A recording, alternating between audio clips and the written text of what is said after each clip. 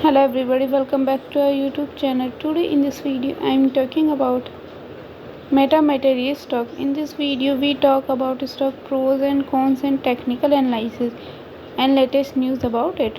Stock is trading at 0.19 US dollar with 1.50% positive in a day.